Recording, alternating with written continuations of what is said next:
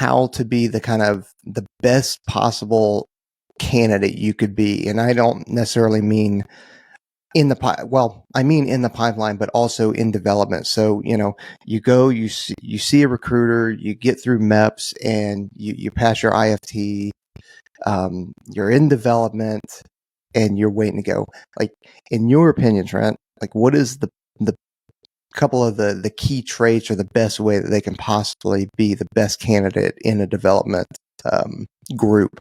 Well, this is easy, right? Because we talked to the coaches down at the SWIC, and I think one of the big things that came out of that podcast was one of the things that students lack, at least they don't show outwardly very well, is humility, right? Like, just because you pass the IFT and all these other things, like, you're starting a program just like any other program.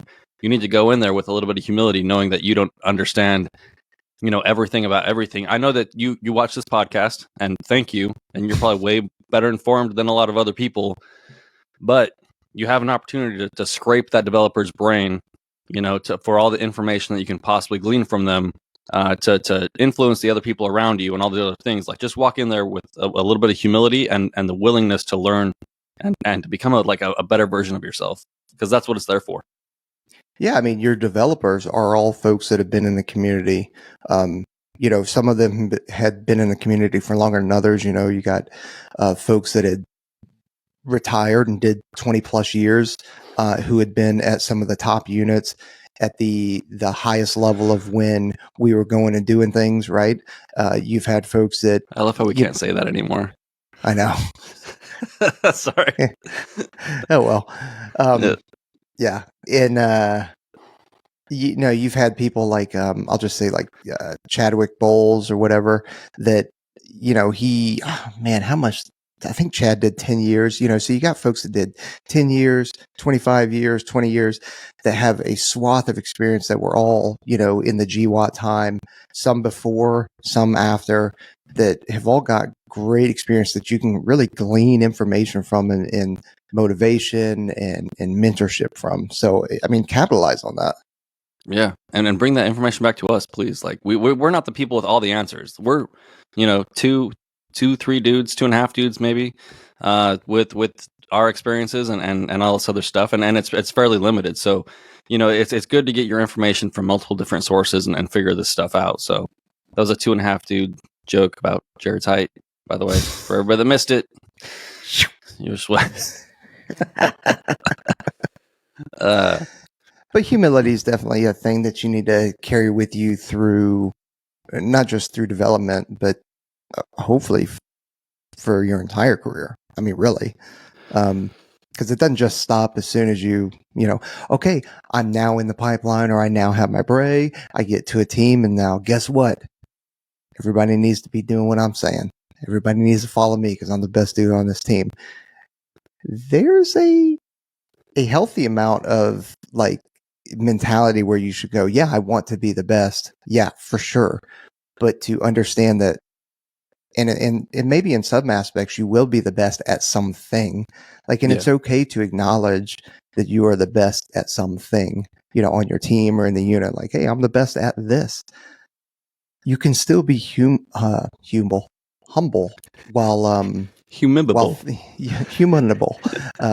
while thinking that it's just talking about it less and acknowledging and then teaching people. Yeah, well, I think we've all met that person, right? There's a line between like arrogance and just knowing that you're good at something and honesty, right?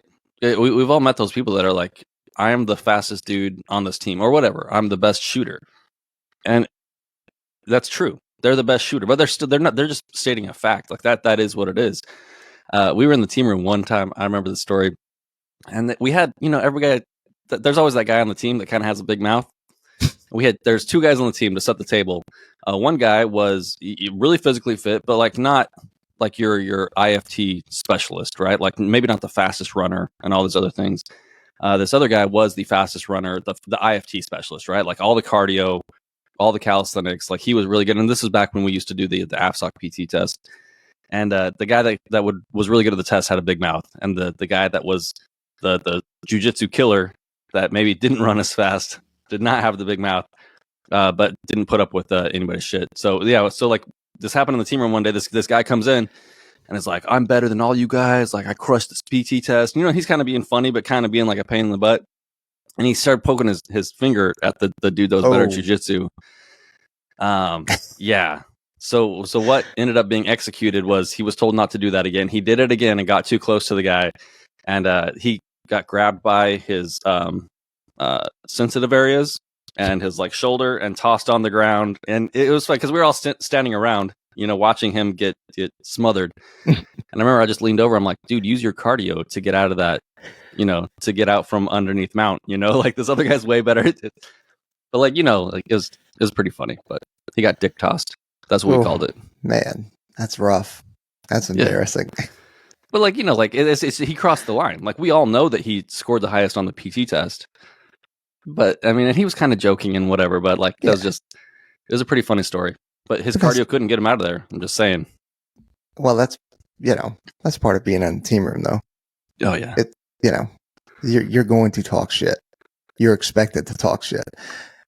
But there's a difference. Like having fun with it and talking shit is different than, you know, we can tell when you mean it. When you're like, oh my God, this dude really does think that he's better than all of us. Like, oh wow. Yeah. And now you become a target. Well, there's different types of fights in the team room, right? Like no one got hurt during that fight. Yeah. Not really. And there, I mean, when I was at the 2-3, there was another thing where like somebody was talking about fitness and some other dude was like, well, I can choke you out. And they found out. They found out who was better at what right there in the team room. And they did it multiple times. It was awesome. Sorry. Okay, so we kind of no. We